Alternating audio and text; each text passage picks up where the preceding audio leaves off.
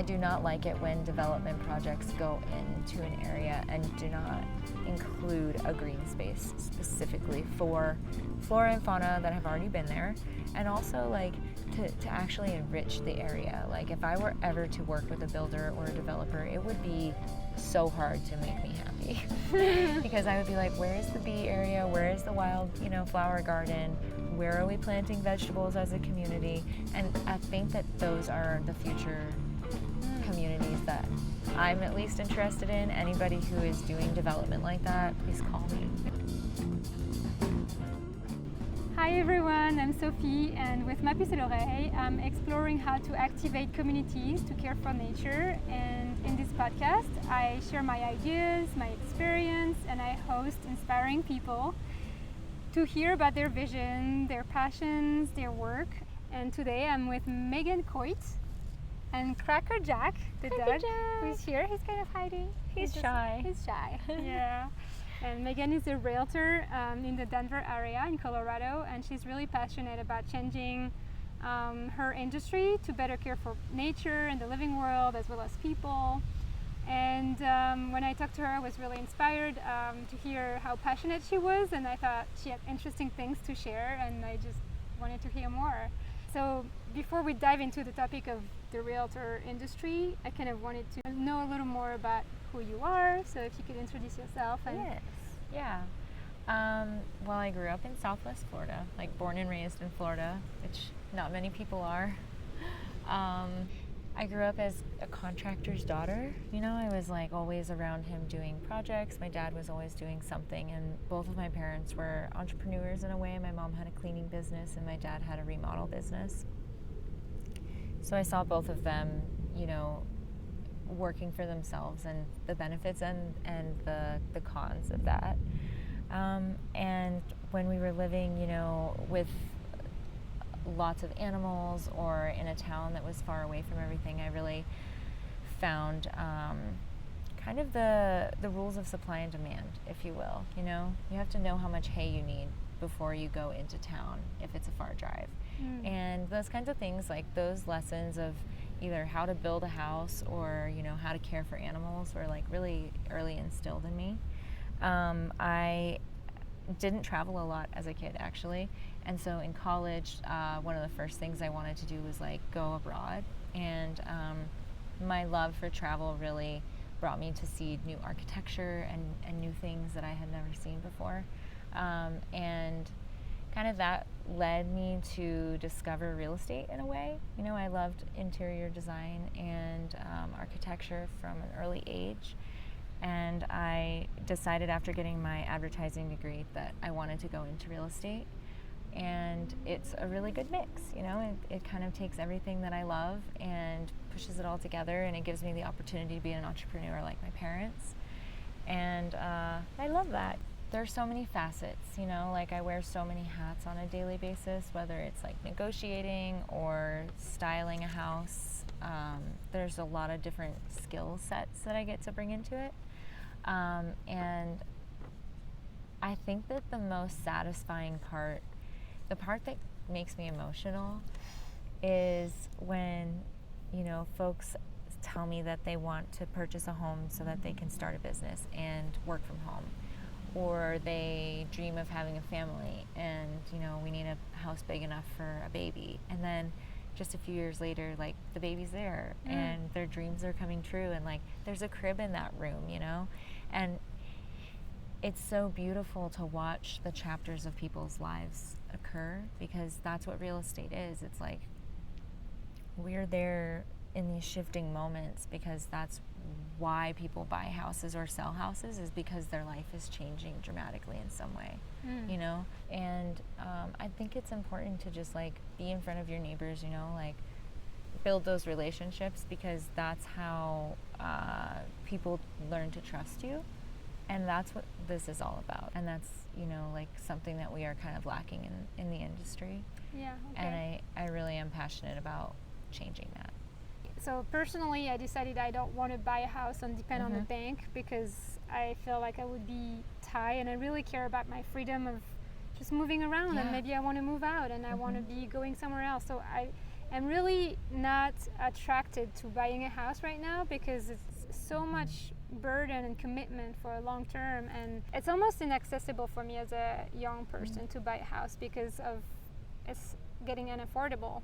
You know, a realtor who is representing a buyer and a realtor who is representing a seller both have interest in having a higher price for the houses, right?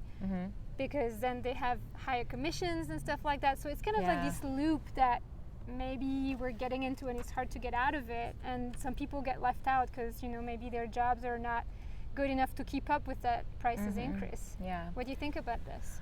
Well, I'll start with putting down roots because I think that that's an important part of it. You know, you said you're not sure if you want to have the mortgage and the long-term commitment. I think that a lot of people in our generation are changing the way real estate looks for us because of the inaccessibility that we face. 30 years ago, our parents, you know, that generation of boomers were like, oh, let's buy a house for $40,000 for $100 down. Like, literally, my dad did that in the 90s.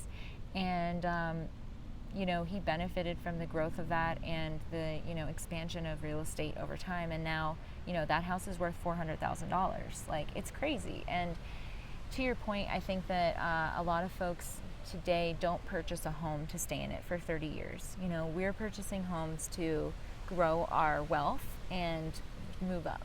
So I always say, like, your first home helps you buy your dream home. Like, don't start with your dream home because that feels so out of possibility, you know. If you can start with something that's, you know, in the starter home range of like the $250,000, which is in our market the basic price to get into like a condo. It depends on interest rates, you know, and it depends on where things are going with the market. Like right now, everything is sitting on the market, and like your buyers can just walk in and be like, I'll take this and give me $10,000 back and have a nice day. And the seller's like, yes, thank you. It's a different market, you know. So as far as putting down roots, I would say, you know, as long as you're okay with staying in a place or having it under your belt and taking care of it, managing it for 5 to 7 years, then selling it and purchasing something larger with those proceeds, that's a really good math equation to like do it if it's something you're interested in. And that's what I tell people is like, make sure you want to stay in a place for 5+ years before you buy, because you can't just purchase something and sell it the next year. But if you're like, you know what, this is my town, like I'm grooving here, I'm just going to keep renting here for another 5 years, like what's the point of doing that when you could earn equity? And that's the thing is like young women, young couples, I'm like, let's mess with the system. Like, let's break the system where we don't have to stay in a house for 30 years. We can just make $50,000 because we purchased something and held on to it and made sure the roof didn't collapse for 5 years. Then on the next point that you made, I think there was something about the real estate agents being like overpaid or having the interest in moving up the purchase price. So I want to just say, like, as basically experts in this subject, in experts in houses, because that's what we're experts in, right? There are fine art dealers, you know, that transfer art from buyer to seller and seller to buyer that make 30% commissions on those sales. Real estate agents make between 2 and 3% commission on either side. Now, if you put that into like a $500,000 house, just off the top of my head, it's like a $12,000 to $15,000 commission. So that's what you're making after 6 weeks, 6 months, 2 years of working with a buyer, however long it takes. Some of them take shorter time, some of them take literally years and 50 houses and tons of negotiating. Hundreds of hours, thousands of hours in one client. If you take that and, you know, bump it up to $515 or $525, the amount that the real estate agent makes on top of what they were going to make is like $500 out of $5,000. So as far as I'm concerned, I'm not thinking about like, oh my gosh, I really hope they go up that extra bit because I can't wait to make another 0.2%. I don't really know what the math is, but you know what I'm saying? Like it's like such a small percentage of the actual amount that we're taking home that for me personally, it is not a contributing factor. When it comes to luxury markets where we're talking like, oh, okay, my $4 million listing just went up to $5 million.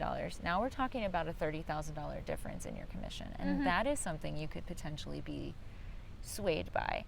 That said, we are actually held to like a fiduciary duty to not let that come in between are negotiations for our clients' benefit and for us. Like, it's not about us. Once a client signs on with us, we basically become like their lawyer as far as responsibility goes. So it would be really unethical to do that for that reason. Do you think that's a sustainable model in the long term to do that? Like, is this model gonna keep up? Like, keep growing like that? If people keep buying and selling, making profit, buying, selling, making profit. Now that, like, how long can this work? So I would say that it's sustainable for cities that are growing in a positive direction. For example, I think that cities that are growing faster than they can keep up with, and that just throw infrastructure in place and don't think about the long term, like even if it's like how it displaces small business or how it affects the nature in the area, or like how much green space we're taking up by putting enough houses in, you know, the conversation has shifted a little bit in the last couple of years, I think, to become more sustainable. So the cities that are growing really fast, I think will continue to grow that way, and they'll just look different, you know, like Denver will eventually become what California is becoming and what New York has been. You know, we already have affordable housing and that kind of stuff, but right now it's really quite difficult to attain. You have to meet such specific standards that sometimes those places just sit empty because no one can, who can afford like $2,500 a month but also only makes like $30,000 a year. Like those two numbers don't add up. And I think that, you know, as we grow as a society, like probably jobs will have to pay more, right? Like that's just part of it. But like we have to make sure our industry matches the people that live here, and that the folks that are just doing the basic everyday jobs that can only really cap out at a certain probably price per hour are still able to live here. Like I think that's really important. It seems like that's what's happening in cities where prices are out of control. I was looking, I think it was 2 years ago, a friend of mine was trying to buy a place in Boulder. And she was showing me on the map the prices of the houses in Boulder downtown where she was living. Her rent was pretty good, but if she bought the place, she would have had to pay a higher mortgage than what she was renting for. Definitely. And she said that she showed me the map, and they were nothing below 1.5 million. Yeah. As someone who's working in a restaurant in that town cannot afford to live there or to buy anything. What's your vision for the impact of creating new housing and the impact it has on nature? Because I think I was looking at the numbers earlier that they were like maybe something like, correct me if I'm wrong, but something in Colorado like 10% of the housing that is empty. Oh, that's a good question. I only know it for commercial real estate, actually. We have a 30% vacancy rate for commercial real estate. And one of the things I would really like to see done is changing that over to housing. I think that would be beautiful. Yeah. You know, if we have all these buildings downtown that are not being used, and in DTC, you know, 8,000 square foot Denver Tech Center. Yeah. There's, you know, 8,000 square foot units that are just not being used because the offices have all become remote. Yeah. So I think that's a big opportunity, and I think that when we are, you know, thinking about new housing or sustainable housing, I think it's really important that we, any infrastructure that's already there to that point stays, that any infrastructure that can be saved or, you know, remodeled is, rather than scraping and rebuilding. I think that's really important, and I think it's important for our culture, you know, in the city, as far as housing goes, you know. I also think it's really important that we are meeting like an architectural standard whenever we're building in the city, like that we don't do these like, it really irks me when folks build like these big box homes in very charming communities that don't want that. They often actually sit on the market for quite a while, and I feel like it's builders who don't know the area that just pick a lot and throw a house on it, rather than scrolling through and seeing like how many Tudor homes are in the neighborhood with a pitched roof instead of putting in a big box. I think that's really important. And when you do have to build a new home, if you can do it with sustainable energy sources, geothermal energy, with heating and cooling, using the actual earth to heat and cool the home, it literally doesn't cost anything. Like, it just costs the upkeep of the thing. It's amazing. And there's so many things that I think we can do as far as like moving in the right direction, and making sure that if we do have vacant housing, like I was talking about earlier, like moving our unhoused folks into that, and like having city programs and government programs that subsidize that for the owners that are like, okay, I'm not selling, like, what can I do? Can I get a government grant to put someone in here? Like, what can I get Section 8 housing in here? What can I do, One thing that hurts me a lot is when I've been here for 3 years in the Denver area, and I see all these development projects that slowly are eating up the land, like it's it used to be a beautiful mountain with wild grass, and it was, there were not much when you looked at it. It was just grass and nature, but it was kind of wild. It was nice to see, and it's a beautiful landscape, and there's probably a lot of little animals and insects and whatever lives there. And then suddenly there's these bulldozers coming and they're destroying everything, setting up a new neighborhood of houses that look the same, and there's no more diversity, no more anything. So that makes me feel really bad. I give them a big one of these. I don't like it either. Do you just collaborate with them sometimes, or? No, not those guys. Yeah. I actually have gone to new development projects over near the airport where they just kind of went over what looked like desert, and I was there for like a realtor, event where they invite a bunch of people that are all professionals in the industry. And my first question was, what did you do to the prairie dogs? I was like, where are they? What did you take them and put them somewhere else? Did you just bulldoze over them? And she was like, I don't know, I'll have to find out. I never got an answer. And I am sketched out by it. I'm sketched. I also do not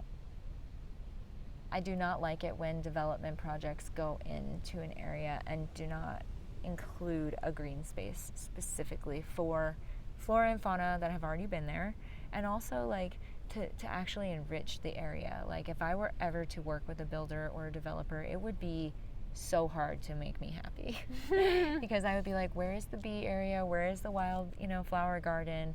Where are we planting vegetables as a community? And I think that those are the future communities that I'm at least interested in. Anybody who is doing development like that, please call me. That's what I'm always saying. Because so you have some standards in mind that you 100%. Would like to include. If there would be new standards in the industry to make it more sustainable and more beneficial for people and the land. What's your vision of an ideal? That's a good question. I think it would be really interesting if we had less developments and more individual builders, for example. One of the problems that we have in Denver is that the lot sizes can be pretty small, and even Lakewood, Wheat Ridge. There's a couple of different areas that I know exactly what you're talking about. When I first moved to Wheat Ridge 5 years ago, there was this really cute hill at the top of Kipling and 32nd where there was a bunch of llamas, and every day I would drive past them and I was like, hi llamas, hi alpacas, and they just had this beautiful grassy hill that they lived on, and they've probably put 10 houses on that. The llamas were okay. They did move the llamas. They were not bulldozed.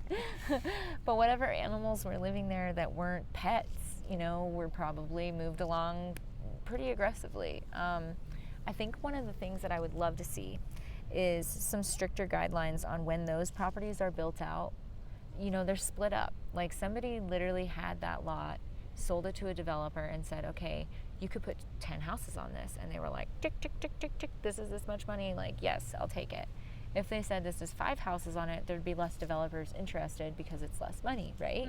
But if the city or the state or the county or whoever had a standard of how much space we're actually allowed to take up when we develop and split up land that's previously been A, B, or C, maybe that would change things, because every house would have a bigger lot each person would have more land to themselves. They'd be able to grow things. They'd have space from their neighbors. They'd be able to plant trees.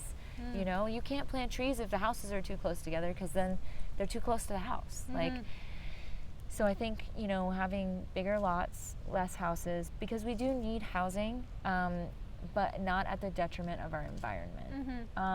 You know, there's this whole new complex going in, and I'm torn because it's probably helping a lot of people. It's a new hospital. They have housing like really close to that, so I'm sure tons of the nurses and doctors like just get to move right in and make life super easy. They put in a Lifetime Fitness. Like, it's like a little city that they just like built where it was literally just grass before. And one of the things that I would really like is to have like, there's already requirements for, you know, endangered species. Like, if there's specific endangered species on the land, then they can only develop around them in certain places and stuff. But I think it would be really nice if for our non-endangered species there was also like some sort of environmentalist that went out and like surveyed like what's here, you know, what is environmentally impacted if we put something on this land, and how can we move them, even if it's like, you know, for example, for the prairie dogs, like even if they put like the little things that make sound that like beep and make them go away. Like, if they did that in an area that made them specifically migrate somewhere else on purpose, you know, BLM land, like nature protection, then, or relocate a bunch of them so that their like dens and their like families don't just like totally collapse. Like, I cannot imagine what happens to them. I don't research it because it would break my heart. But I mean, if there were like, you know, practices that we don't just start breaking ground with a shovel and fancy scissors that like cut the thing and we're all excited to break ground and bring the bulldozers in, but like, what are the animals doing like while you're all there? They don't know what's happening. They don't speak English, most of them, I think. So we need to, you know, speak with them, go to them, tell them move out in a natural way. That would make me so happy. If we could build around trees that are already there, especially the older ones, like houses that do that, projects that do that, I'm like, like all hail this architect, because they went around this massive 100-year-old tree and respected it, that it was there first, you know? I think there's a middle ground, you know? I would love to say like no more building anywhere ever, but to do that, like, I've got to purchase the land, you know? And trust me, one day I will purchase a lot of land to protect. That is on my bucket list. First, I got to make a lot of money in real estate. See how I can make it all work in the long term. Yeah, okay, I see your model. Yeah. One thing we didn't talk about was maybe the pollution and the pollution it's bringing, you know, to build all these houses, the material that are being extracted from the 100%. earth, and you know, the materials that is being used is not necessarily the most sustainable one, both for the people living in these houses and in the long term. You know, if someone leaves the house and the house is being destroyed, then maybe, you know, there's like all these chemicals and materials that get out. Is there something we could do for pushing for more natural material? That's a good question.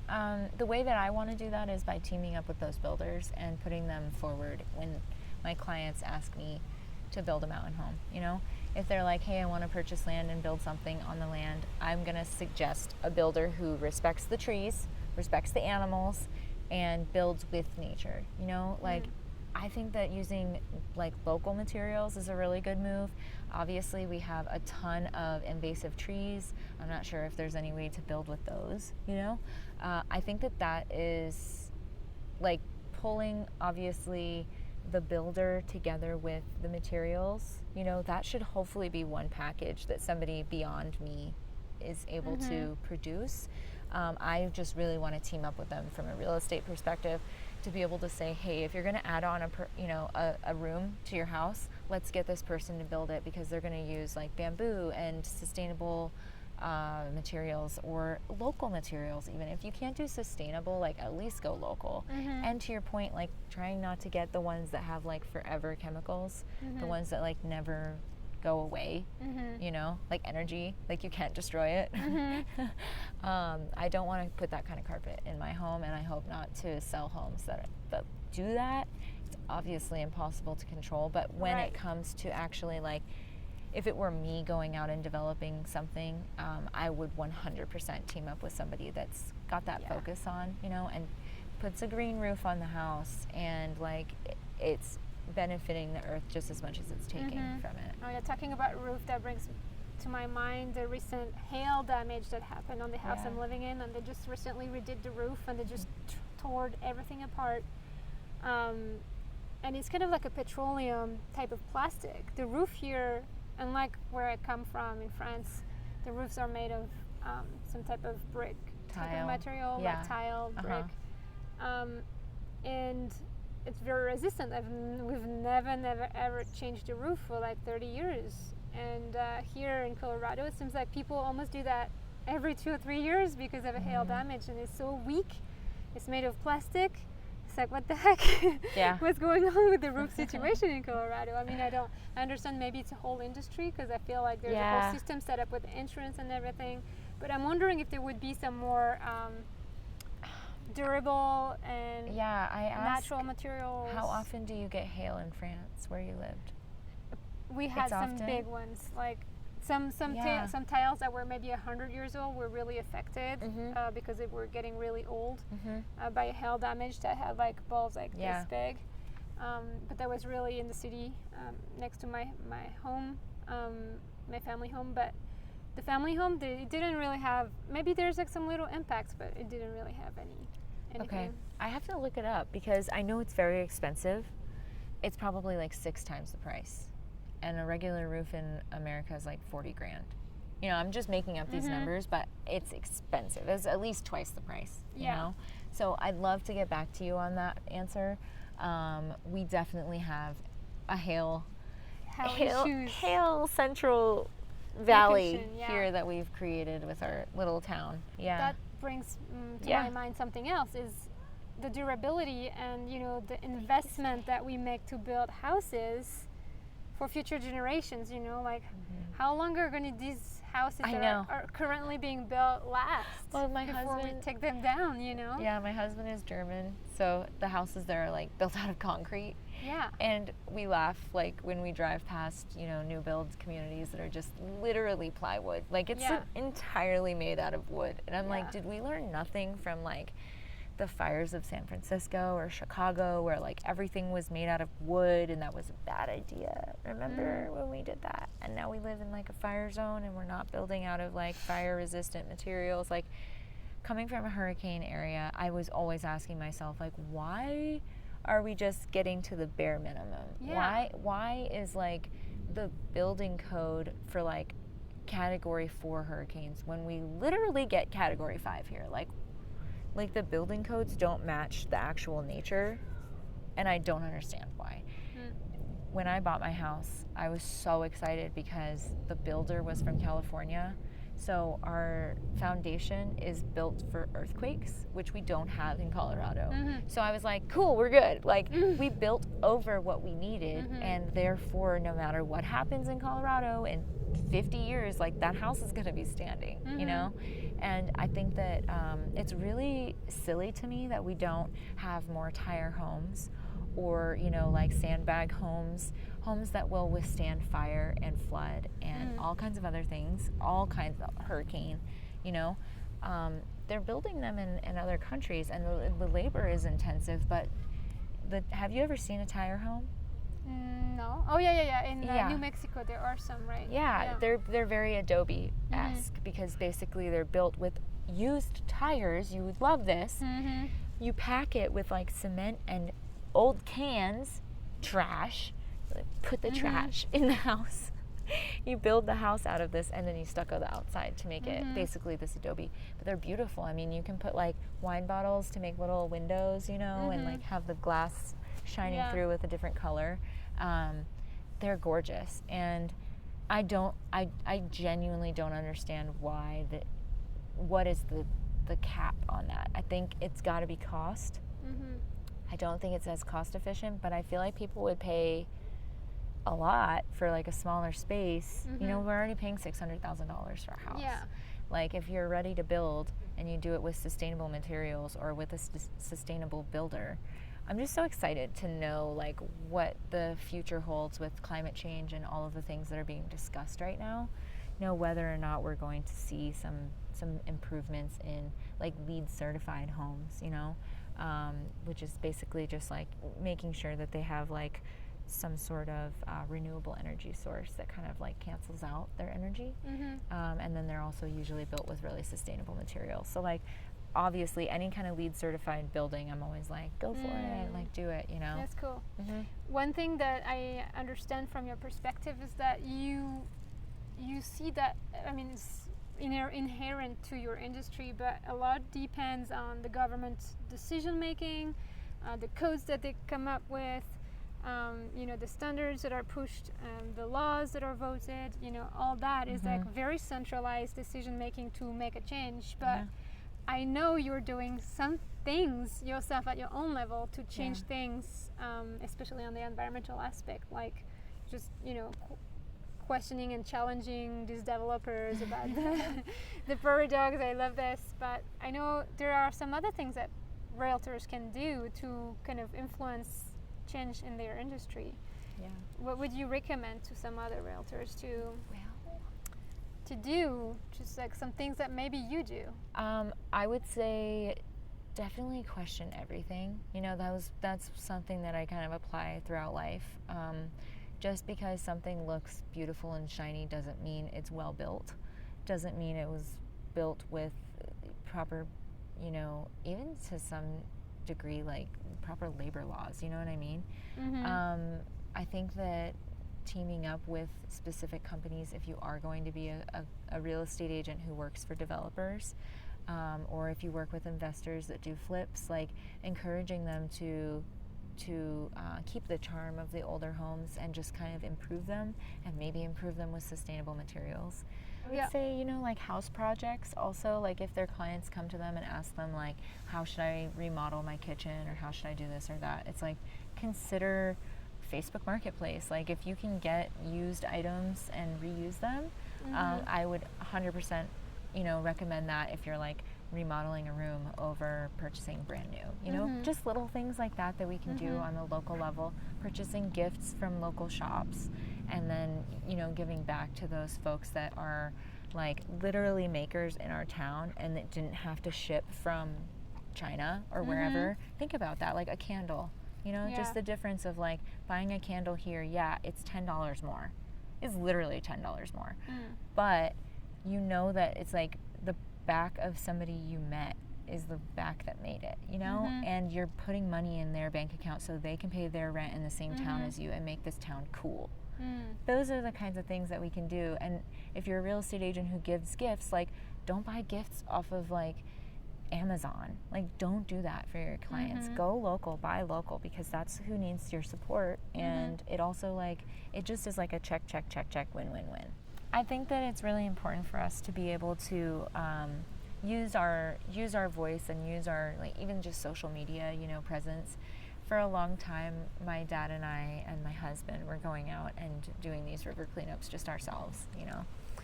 And eventually my friends were like, why aren't you inviting us? Like, when is this happening? I want to go. And so eventually we just kind of started making it like a team thing. And I got some vests made, and we have like little pickers that we take. I know.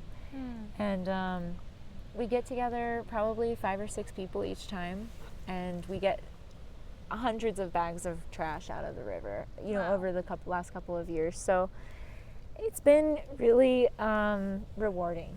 And also, I was very inspired to hear about your intergenerational housing situation for yourself. Like, can you talk a little bit about this? Yes. So it's always kind of been my goal to, because my parents were entrepreneurs, there was never really a retirement plan.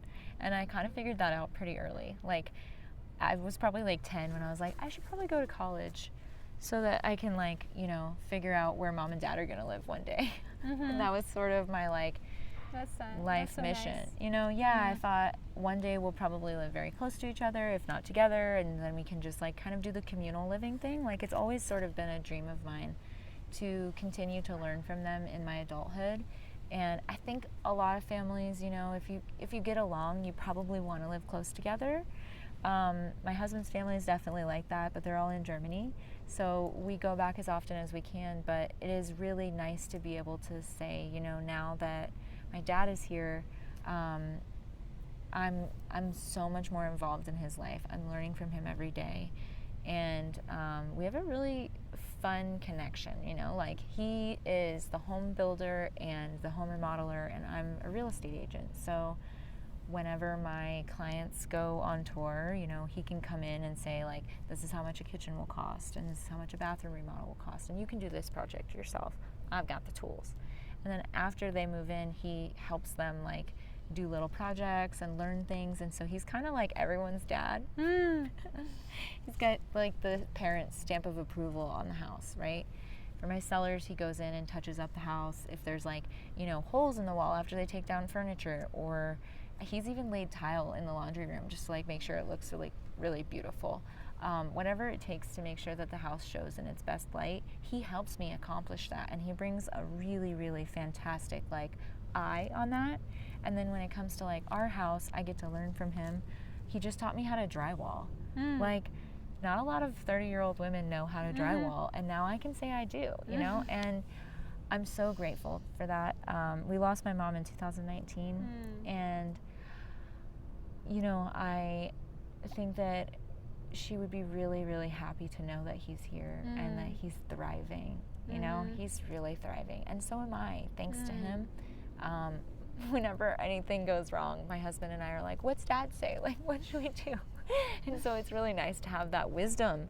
He's got, you know, 35 years on me of just house wisdom. And I'm like, yes, please, Father Guru, like teach me everything. And he's like, yes, young grasshopper. So he teaches me so much. But I'm also, you know, on just like a real level, I'm able to kind of like help him connect with the world in 2024 as a boomer.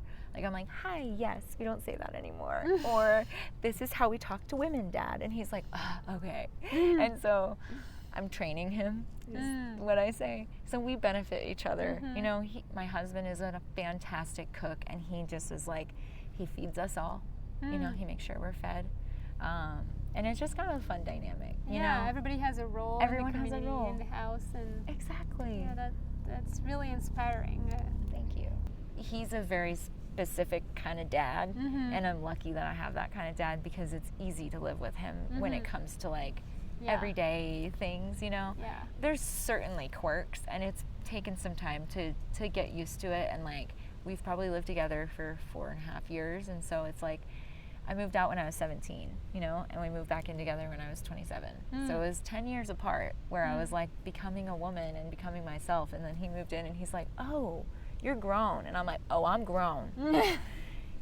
And you live here, so let's make this work, you know? And so it's been an adjustment. And I would say anybody who's considering multi-generational, like, don't just take the rainbows and butterflies version of it. Like, it definitely takes work. I'm in therapy. Like, I transition all of my therapy to my dad, and I'm like, this is what my therapist says, and she's right about everything. So it's like, there's definitely some progress that had to happen, but right now my mantra for myself is like just such a cheesy like cliche, progress over perfection, because it's so much better than perfection just to move forward. And I think anybody who wants to do this, like, you just have to find the right house, you know, and find the right spaces for each other, and then having those roles and knowing like how to communicate are just kind of the most important things. But I think multi-generational, it's definitely growing in popularity, especially in Colorado, especially because of our housing. And is that such a bad thing?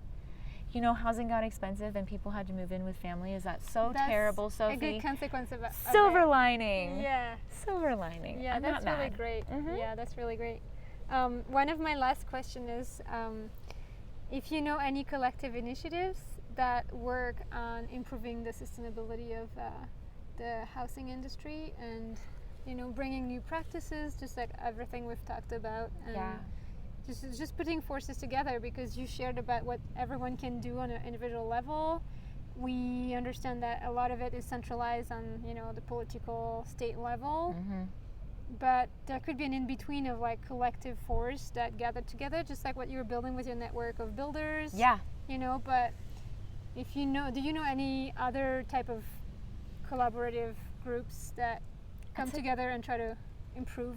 That's a good question. I would say that the first things that come to mind on like a national level would be probably like Habitat for Humanity. If anybody wants to get involved with like things that are real estate related, community related, and also environmentally related, I'd say Habitat for Humanity is a great place to start. Here in Denver, if you're a woman, we have the Women in Sustainability like Facebook group, and I think there's like maybe 300 members, so it's fairly small. And it's women of all different walks of life, all different jobs, all different kinds of industries that come together because they care about the environment and sustainability. And I think you should join it, honestly. You'd be a very big asset. But literally, like, I'm out here just trying to meet people because I don't think there's that many groups that I have found yet that are really specifically talking about not only the environment, but environment in housing. I'm not finding that. That's what the Den Collaborative is about. Yeah, let's start something. Exactly. Let's start a think tank or a group to try to think about this and promote these ideas. Right now, they're talking about Vivian Elementary School. Do you know about that? No. I don't know how far away you lived. It seems like you were pretty close to here, but it's like 26th and Kipling. And there's like a little couple side roads in, and there's an elementary school there. They closed 16 elementary schools in our area because we don't have enough children to go to the elementary schools. Totally different subject, but very interesting. So there's a couple of different people who have bids on the school. And one of the things that the community came forward and said is like, we've been using this as like a kind of off-leash, unofficial dog park and walking space and green space for years. As soon as school's out, like this is where we meet as a community. And so many people showed up at the community meeting because a random renegade neighbor put out flyers and sent like a mailer to come to the meeting when like the city like put it on some hidden website page. They found it and sent a mailer out as like a neighbor, and then hundreds of people showed up at the library and they had to turn people away, and they were all like, we want green space, we want green space. And so now we're getting at least 3 acres of green space no matter what they develop that into. Wow. So I'm kind of proud of our little neighborhood for being like, this is what we want. So that's where people come together and can activate things to better care for nature and it's going to be cool. It's going to be cool. So we're going to wrap up. Is there anything you wanted to share on top of what we said? Or you can find more information about me and my team at thedencollaborative.com. I'm not going to spell it because it's a mouthful, but it's if you type it in, it'll come up. And tread lightly on the earth. That's what I'd like to say. Whether that's, in your own home or on a global scale, like whatever you do, just do it gently. I like that. That's it. Well, thank you, Megan. Thank you so much. Thank you, Sophie. Thank you for having me. Yeah, I'm so honored to be here and to have brought you to one of my very favorite places. Yeah, places. Should we tell them where it is? If you want. We shall not gatekeep. As you want. This location is this is Clear Creek in Colorado, and we are at Prospect Park. So if you ever want to come here, just take a right off the bridge and follow the little trail along the river. Cool. Well, thank you. And for some of you are interested, I'm available to consult anyone on applying permaculture principles to their business to make sure that we care for people, the land, the earth, and we limit ourselves and share more of the value that we create, just like you do. So, thank you so much. Thank you, for this Sophie. inspirational talk. Yay!